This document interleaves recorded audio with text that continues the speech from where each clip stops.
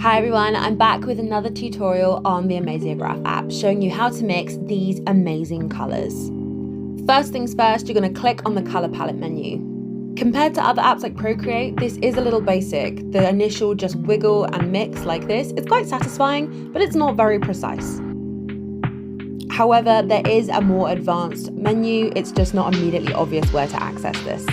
What you're going to want to do is click a spare spot and flick upwards. That reveals not only the place where you can type in a hexadecimal code, but it also gives you these sliders so you can get a really precise colour.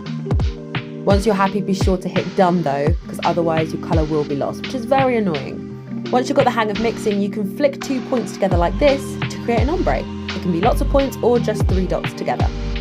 Be sure to check out my other video, how to create an ombre colour changing brush, and here are some examples of my favourite ombre colour palettes to give you a little bit of inspiration.